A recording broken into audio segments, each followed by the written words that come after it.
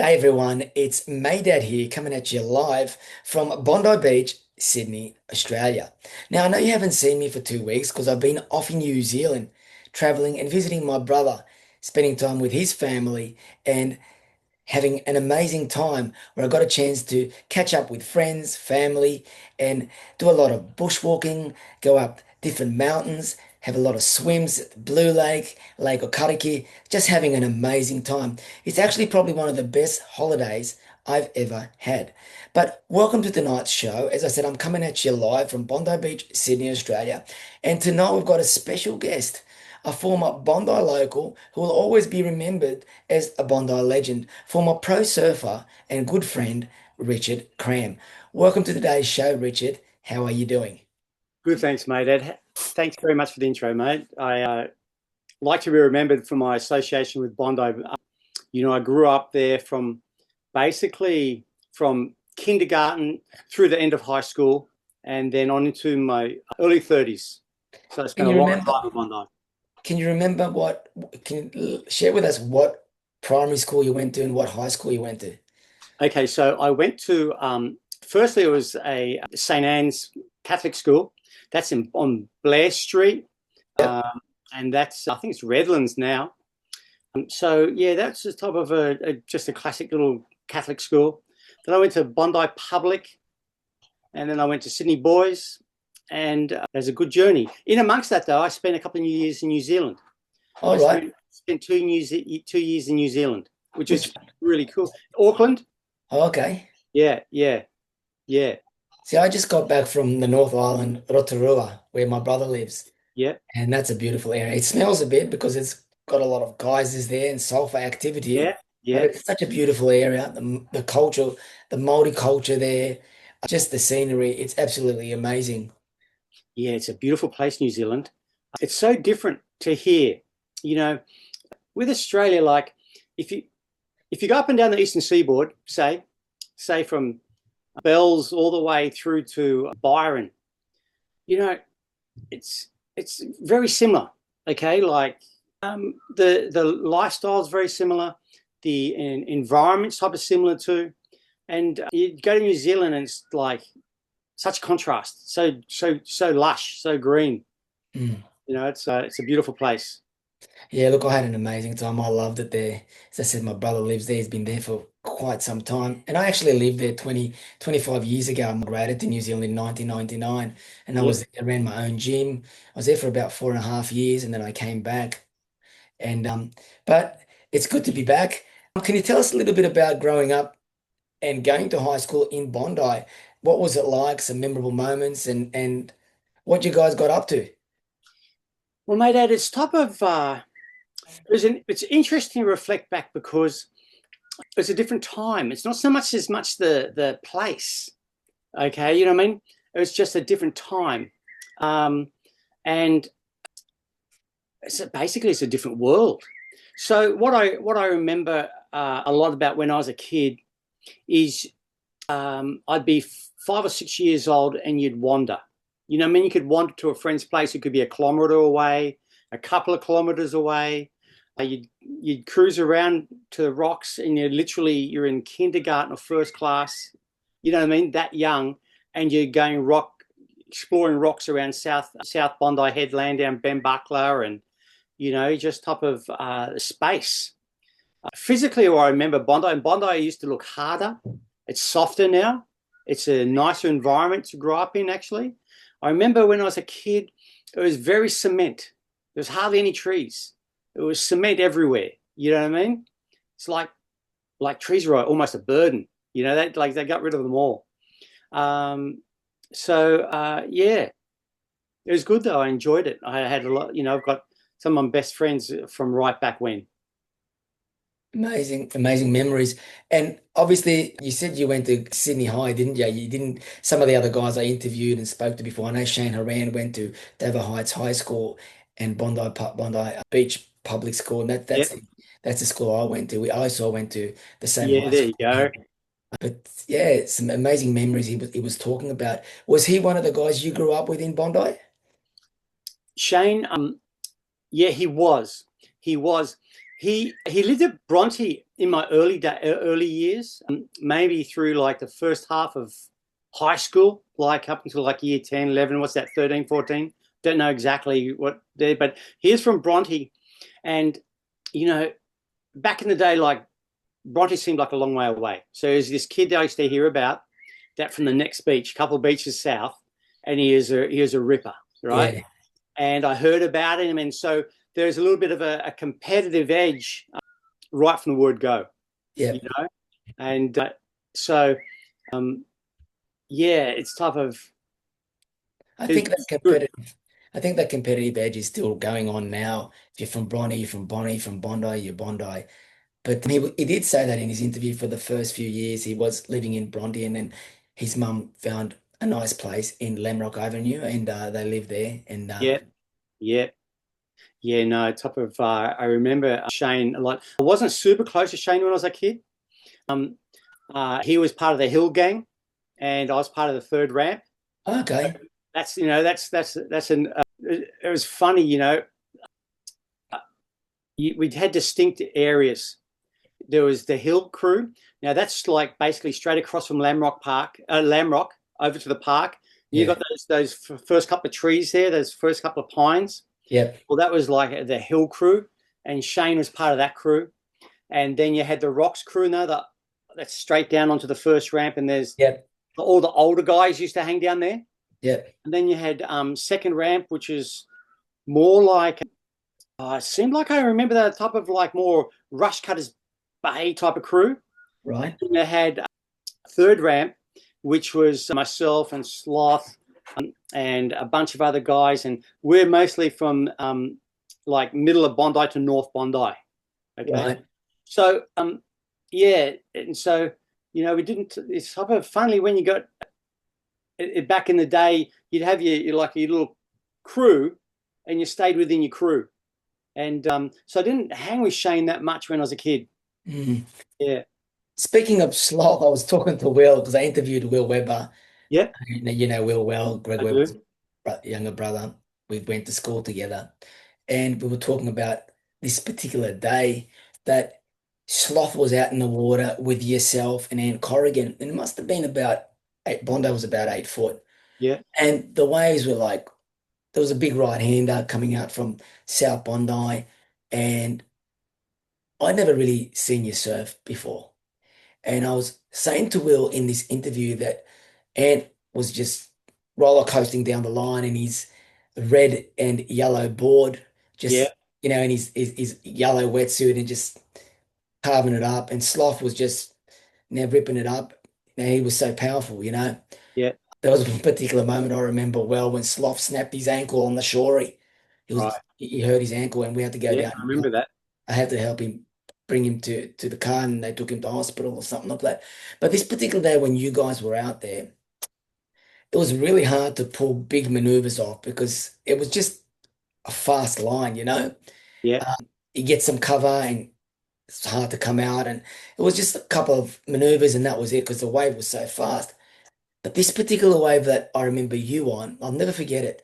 You took off and it was the biggest roundhouse cutback I'd ever seen in Bondi. A guy on his forehand do a natural footer, and he did it, and he come back, hit the wash, came back, and just surfed, and then the wave closed out. And that's all you could do at that particular time on that wave. yeah, But it was like you could fit a semi-trailer or more within that roundhouse cutback. It was so big.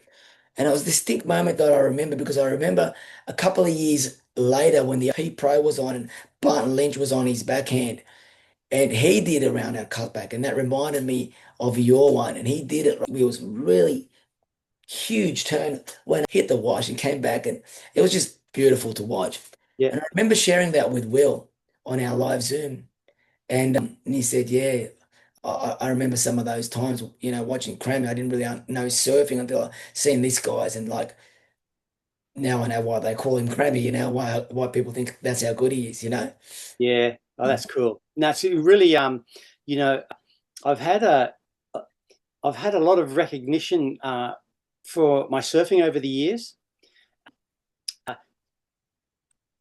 and it surprises me in a way because I wasn't one of the top competitors, you know, but it's really, it's gone on for still to this day, and I'm 64 years old.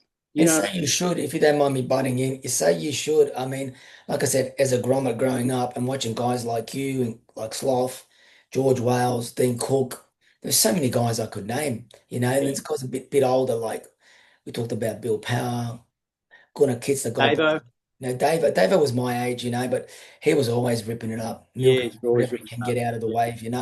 Yeah, It's beautiful to watch. That's the thing about Dave and Bill Power. They were always milking whatever they could get out of the wave. yeah, You know? yeah, yeah. And But there's another generation too, I may add, that was preceded even myself, and that was the Ron Ford, Cole Sutherland, Brad Mays generation, Steve Corrigan, Steve Corrigan. so on. There, I could list them, but it was an incredible hotbed of surfing, like incredible. Like at one point in time, okay, so Ron Ford was 3 times in a row New South Wales champion. Okay, now in this day and age, that doesn't mean much. Okay, but back then, that was the only path, right? So every surfer in New South Wales went that path because you had to get to the Australian titles and you had to go through the New South Wales titles to get there. And there was no other avenues of comparing yourself against your peers. This was the only one. So that's what Shane said to me. That's what Shane. So this was hotly contested, and Ron Ford got 3 New South Wales titles in a row, and so he was beating the Terry Fitzgeralds, the Mark Warrens, the everybody. And so I had that to draw on, and Cole Sutherland.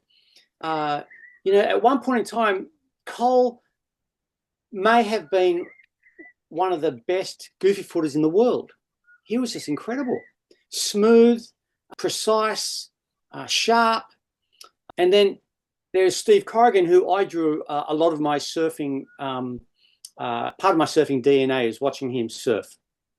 And, I've been renowned for a cutback, right? And really what that is just like going full speed, arcing around and getting back to the power source, but doing it at speed. And in fact, well executed is you're accelerating through, you're not slowing down through that turn. You're accelerating right through the turn and actually going faster when you're coming out of it, going back towards the wave. And I drew that from Steve Corrigan. He used to just, he had a really low center of gravity. He lined it up and he wheeled it around, and he was incredible. And what I've got a type of note too is that when I was watching him, of course, I was like 14, 15, maybe even younger. And he would have only been 18, he's only a kid himself. Mm. So, and so that was something different about surfing back in the day, my dad, is that everybody was young. Okay, like an old surfer would have been 20. Okay, that first generation or second generation of surfers, the lineup was young. It was all teenagers. And it was incredible, Guys used to suspect that guys get into their early 20s, mid-20s, and they'd grow up and get away from surfing and just go into doing whatever you do. And, it's like I'm part of basically part of the first generation, or part of the first generation of surfers just kept on surfing and kept on being meaningful surfers for a lot longer. And to the point where, at 64, I still like to surf. Of course you don't surf as good as you used to, but I can still draw a really nice line. I don't fuck it up too much. I don't fuck it up too often. And, I just make use of the waves, and I make use of the waves within my capacity, and I really enjoy it. That's beautiful. It's great that, reflecting on what you were saying in regards to Bondi having so many great people, as a drummer growing up, I wasn't much of a surfer. I just liked to jump in the water and get wet and muck around a little bit here and there. The guys were like Davo, Ben Webber, Jason Kitzler, those guys. Those guys ripped. But, I reflect on my travels in America. I was sitting on the apron on the side of the ring with guys like Eddie Mustafa Muhammad and guys who are no longer here, like Rafael Garcia, Roger Mayweather, and others, and just listening to them talk. I know growing up in Bondi, when I was surfing, and just sitting on the hill or sitting in one of those huts, and you'd see like Dean Cook or you'd see Peter Campbell, PC, Yeah, right. and he's another guy, that was a quiet, humble guy. But you just sit down and you just sit there for hours and you watch him surf, and then someone else would come along, George Wales, he's another guy, you know, and they would just rip it up. And I guess being in that company, as I was referring to, like being in the company of great knowledgeable people about boxing, great knowledgeable people about the surf and the ocean, can only make you better. And I think Bondi was back in those days, like maybe not so much now compared to in comparison to those days back then, nowhere near. But there was so much knowledge, there was so much talent there. Yeah, yeah. Well, so also too, you've got to remember there wasn't so many distractions, right? So if you're a kid and a teenager, you went to the beach and you surfed. And so there's a lot of focus. A lot of people's energies were taken out in the water. Mm. The top of it just developed. And that was reflected in Bondi, but it was reflected up and down the coast. Yeah, that was an Australian phenomenon happening right then, and it was good. It's good to be part of. I really reflect fondly on the fact that I wasn't in the first wave of surfers, but I was in the first one or two, two or three waves of surfers, and it was good.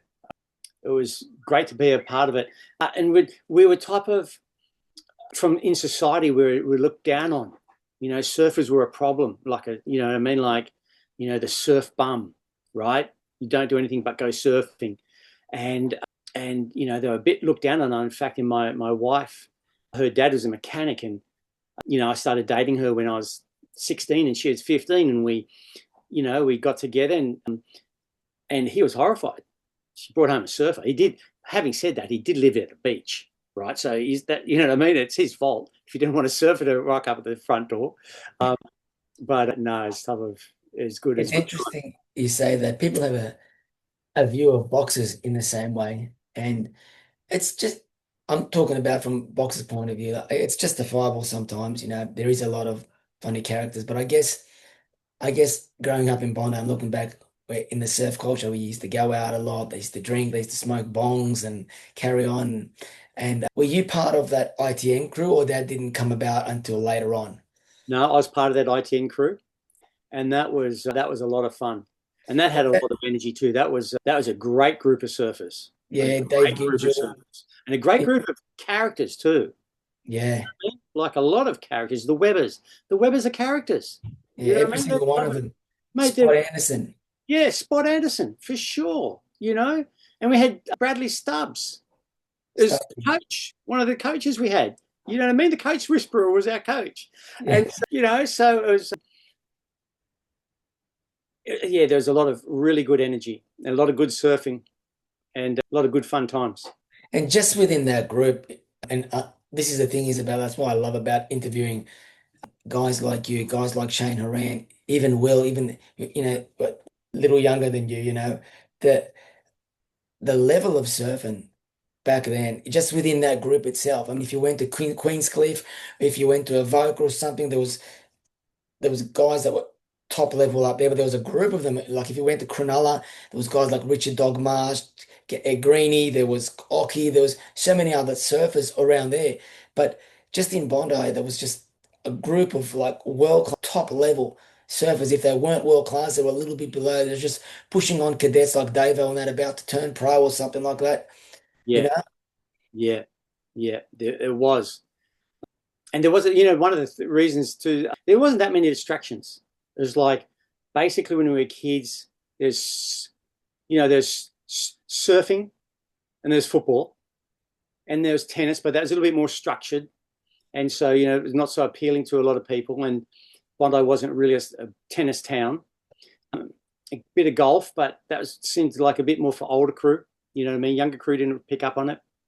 And you had the clubbies scene, and the clubbies were like semi your enemies back in the day when you were a kid. The beach inspectors used to Yeah, they still are, I think. Your boards, and if you went outside the surfer area, the beach inspector would confiscate your board and you'd take off with it, and Mm. So your focus was the beach. And of course, today there's a lot of options for kids to spend their time. A lot of good options too, but there's just a lot of options nonetheless. Yeah, the sign of the time, technology, Instagram, YouTube, TikTok, and all that. But can you share with us when was your first, can you remember the first competition you entered and when you first turned pro as a surfer? Okay, so first competition, yeah, I can actually. I remember as a South Side schoolboys. They used to have a schoolboys events back in the day, I remember that. which was really good, and it's a shame it's not here anymore, but it might be here in some form or other. Anyway, so I remember I got through my first heat, and I went up to the people, the officials, and asked them, do I get a trophy? You know what I mean? And I just got through the first heat, right? So because just a kid, I might have been 11 or 12. Right. Anyway, and so it started from there, and I just went to a lot of schoolboys, a lot of amateur events all through my high school years, and on top of got the Australian junior champ and Australian schoolboys champ, and so the pro thing at that point in time, early 70s, was still fledgling. You know what I mean? It still wasn't there. Even when I did turn pro, it was a little bit. I did 2 years of electrical apprenticeship, and I don't know why I did that. I literally don't know why I did that, but I did. And anyway, I canned it to go on the tour, because part of it was that I wanted to do the tour before it stopped. You know what I mean? Because it didn't seem like it'd have legs. And so I wanted to do it. When you're a kid, you think if you don't do it now, it's all going to go. And there's no money back there. I think Shane was saying it was just so hard to get sponsors and no money, mate. there's nothing. Shane was the best. You know what I mean? Shane was incredible, and there's still no money. I think I got runner up in the Coke Classic, which was the richest surf contest in the world, and I got $6,000. Wow. Six. $6,000. I know. And then you had to pay for all your airfares. Okay. And airfares back then, traveling was actually more expensive than it is today. Okay. Wow. Airfares were super expensive, right? Because not many people, there weren't that many people, traveling. So, the individual fare had to be higher. And so, we had to pay for trips around the world, and that was, it's there wasn't much money in it. Would have been better to win a few, of course. That would have made it a bit better. But even for the guys winning, we're just etching out a living. Having said that, mate, Ed, that wasn't a concern. It wasn't one of the criteria for people to go become a pro surfer or not. We just did. Just loved it. It's an extension of our lifestyle. It was there as an opportunity. It gave us a reason to go to different places. It was semi-formalized, so we went, we did it. And, credit to the Sean and the Rabbits of the world, and to have made it happen. And to Shane, because Shane's part of that crew. Shane, Shane really, one thing I'm sad about is that Shane didn't get a world title, because he deserved the world title. And he really grinded it out, didn't he? He deserved multiple world titles. And it was, I don't know whether conspiracy is the right word, but he had a bit of vibe against him, whereas somebody else, having achieved what he achieved, would have got a world title, but having said that, he also had a super successful career, 4 times runner-up. To Mark Richards and Tom Carroll, wasn't it? The last. I don't know who it was, but it was four times runner-up. And then Elko had 4 times runner-up too. Wow. And in a way too, Elko was denied one. Literally, he had a situation in Hawaii when he was going for a world title against Derek Ho, and he literally got hassled out of an event, which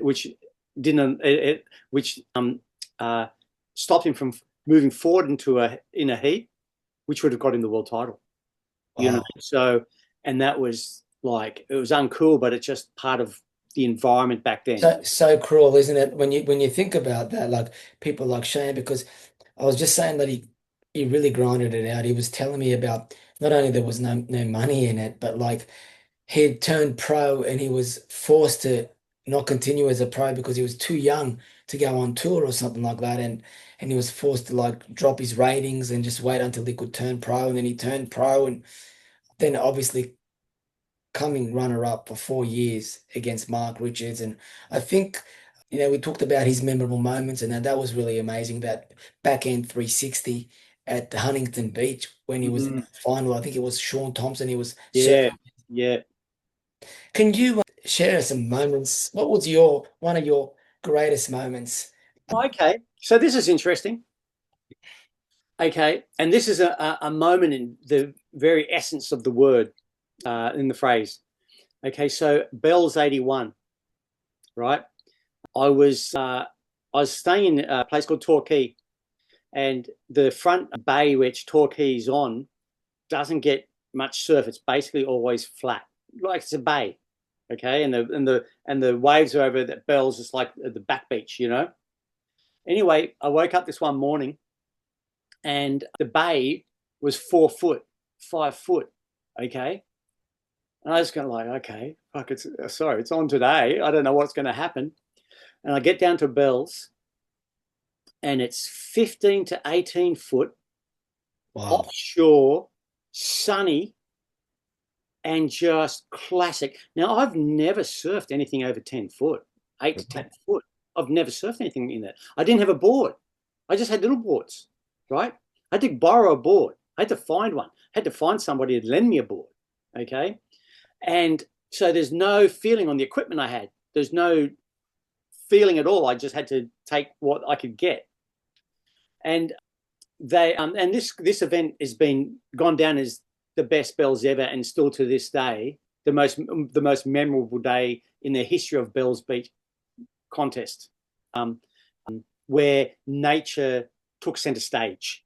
There's been lots of memorable days where surfers have taken center stage. Occy, Karen, Shane and that, yeah. Shane, all of them, But this day, nature took stage. Anyway, they gave us 50 minutes to paddle out. 50 minutes. Yeah, that's your time to paddle out. No jet skis. No jet skis. Like, yeah. What the hell? So I'm on the beach, and I went out there, and it's just starting to peak. And I had to paddle out from like 10-foot whitewaters, and we just go. Okay, I was like, I might have been 18, 19, right? But this is outside my experience base. Anyway, I went out there, and like, fortunately enough, don't know how it happened, got out of the breeze, right? So I was out there for like 40 minutes before my heat started. So I got to watch the heat before, and it was breaking a long way out, okay? And so it was breaking so far out, you could see the wave. I could see the waves from the perspective that I had. These waves were coming through, and it's breaking down the coast. Right? It wasn't breaking along the beaches. The waves were breaking along the coast.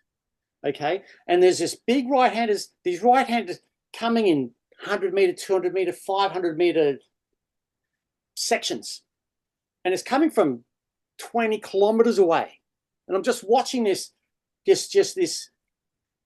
natural highlight reel just unfolding before me, and it's sunny, and it's offshore, and I'm watching Simon Anderson and Terry Richardson surf in the heat before. Or was it Bobby Owens? Might have been Richo and Bobby Owens, or Bobby Owens and Simon Anderson, one of the couple of those guys.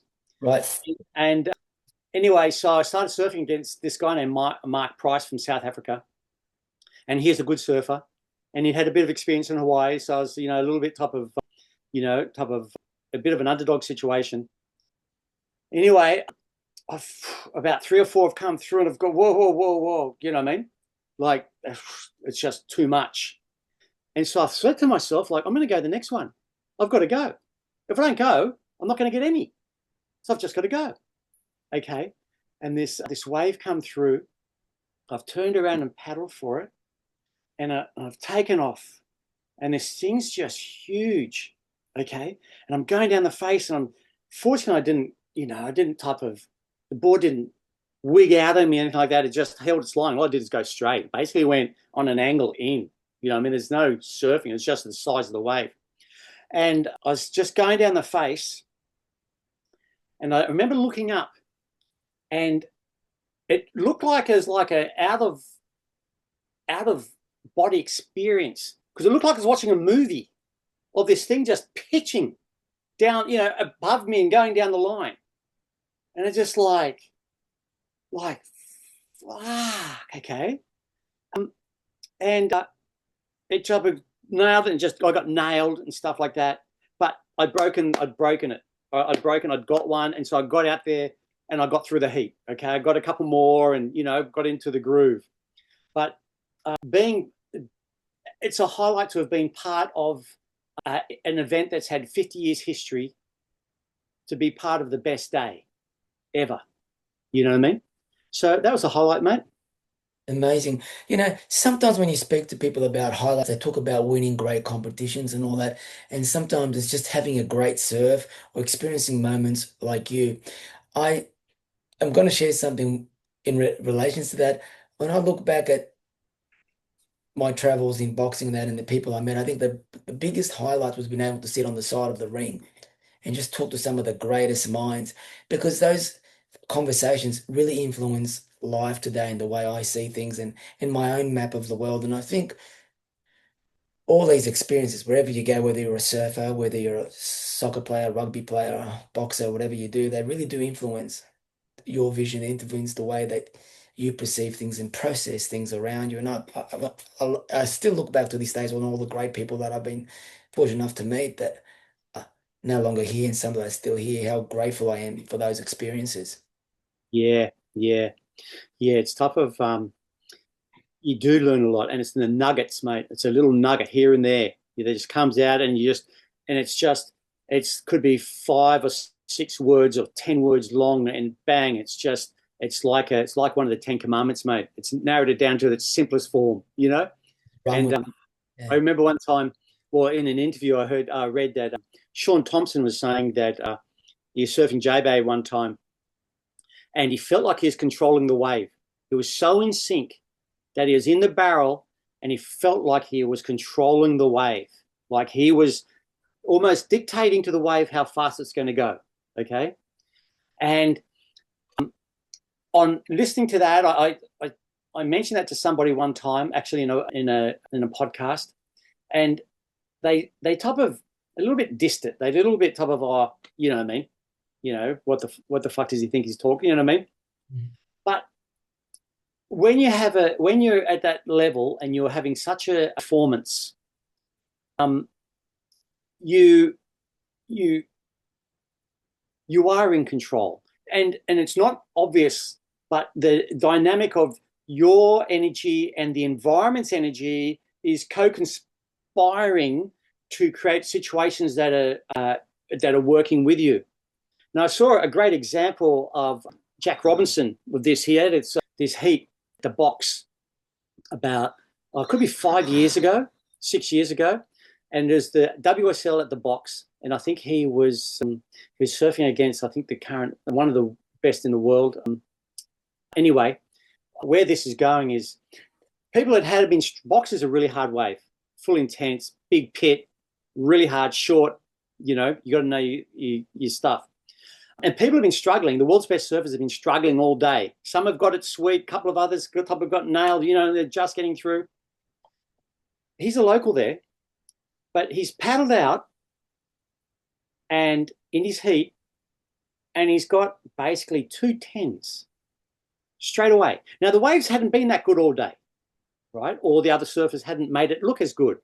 But somehow or other, he's got out there in his world, in his space, and he's created and he's made 2 waves, and they're both 10s. Okay, and I don't remember, it might have been a 10, but it'd been a 9.5, whatever it was, you know what I mean? It was just about as perfect as possible. And I relate to that, his control of that situation, his feeling with that situation, to what Sean said way back when he said that he felt like he was controlling the wave. Okay. Well, I look at that situation with Jack Robinson. It looks like he was controlling the wave. You know what I mean? It's like it came, and the waves have been type of pretty average all day, but somehow or other that he went out there, and as soon as he got out there, he got two of the most beautiful waves and surfed so perfectly. Now, you question it is like, were the waves that good before he got in the water?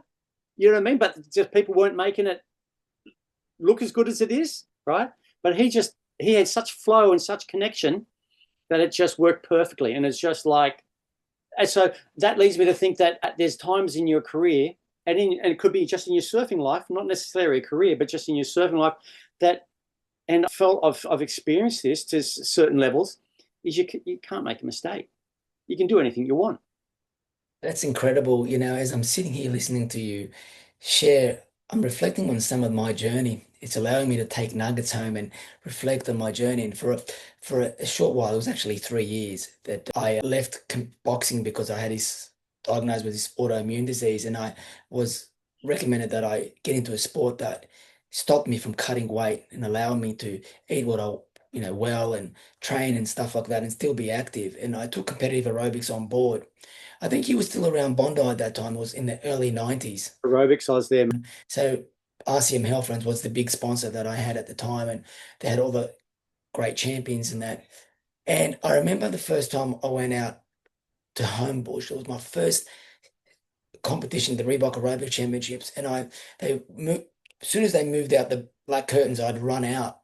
And I almost felt when I look back now, and I greeted the crowd, I put my hands up in the air and just said thank you, and I bowed down, went and took my position, waiting for the music to start to run my routine. And when I look back, I actually controlled the judges and I controlled the crowd. And I don't know what it was. Sometimes you have these magic moments Yeah, yeah. or these magic moments, and sometimes we're trying to replicate them so hard that they'll never come back. It's just it's almost like a secret ingredient. It's almost Exactly. And it's almost outside body experience. You're almost watching yourself do it. You know what I mean? Like, yeah. yeah, I had that experience myself, and I almost like connected with the judges during the routine. So I got their eye contact. I look at that judge, and I looked at the crowd, and for some, I don't know what it was, but it was almost such, like you said, such an out of body experience. And in the process of all this, I was able to evolve, you know, and it's really unexplainable, isn't it? It's kind of like you have to be in it to actually feel it and understand it. yeah, yeah, exactly. Exactly. And it's fleeting. And trying to recapture that is well, some people do, of course. Like, you'd say Michael Jordan had type of had a few of them in his time, and Tiger Woods have had a few in his time. You know what I mean? All the greats, Muhammad Ali, you could Yeah. what's the name? All the great tennis players, Kelly? golfers, or whatever. Yeah. But look, it's been amazing talking to you, Richard, today about your career and your journey. Can you share any positive notes to any young surfers growing up that you feel is very different today than what was compared to when you were growing up following the Pro Tour? Yeah. Okay. So, firstly, there's lots of ways to be a pro surfer nowadays, of course. You can be a pro surfer a lot of different ways. It doesn't necessarily hinge on WSL, although the WSL probably really carries the most credibility. You know what I mean? It's credibility earned against the very best in the world on a consistent basis. But there's a lot of avenues to make money out of pro surfing. And I suppose you really just to focus on enjoying it. Don't focus on your act. Focus on the enjoyment. And if you want to be excellent at something, you've probably got a lot of natural ability. Okay, if you're even thinking that, you've already got a lot of natural ability, and then to structure a routine around enhancing that, and be consistent and look after yourself. Mm. Yeah. Great share. I just want to take a moment out, Richard, to congratulate. And I was just reflecting, Pauline Menza has just had a statue made of her at Bondi. She's been obviously commended for her great work Yeah. and titles and that she's won. What a Yeah. Bondi legend. And she's another one of those Bondi legends that deserves great respect because she did it tough. I remember talking to her and she was traveling through different countries, selling pairs of jeans just to survive that she could pay for her food and finance her career as a pro surfer. Oh, mate, well, as tough as Shane had it or as tough as I had it, female surfers, mate, sorry, I don't want to be disrespectful, but they just got the scraps, right? You know what I mean? They got the leftovers Yeah. financially back in the day. But girls like Pam Burridge, Jodie Cooper, uh, Yeah. And Frida Zamba, yeah, you get American. Lisa Anderson, you know, there's a lot of really good pro surfer girls, but I'd imagine, you know, it's not until Lane did money start making it worthwhile, like financially for a girl surfer. And for Pauline, that would have been tough, mate. That would have been super tough. And so all the kudos to her for winning that. I, you know, she's a world champion. She's a world pro champion, and no one can ever take that away from her, mate. You know what I mean? Like that is hers. And it's great that they've got this statue to type of that'll be there forever. Well, you know, for a long time anyway. And Yeah. everybody that sees it will be recognized that that person who that statues of, there's not many people at Bondi that got statues of them, you know, Mm. that's pretty special. Good on her. I'm happy for her. She's a testament to people like her, a testament to Bondi and what they've achieved, and she's done it such it's amazing, you know. Yeah, it's good. I said it's been amazing talking to you. I could talk to you for ages. I'm sure that there's so many things we could talk about, incredible moments, funny moments with ITN and all that stuff. But I know you've got to go and have dinner, and we've got to call it a day. So thank you everybody that has joined us or watching this back. My interview with Richard Cram, talking about his journey. And today, we look forward to seeing you next week, where I'll be joined by someone else, another special guest. Same time, same place. Take care and have an amazing week. Cheers. Cheers, mate. Aloha, brah.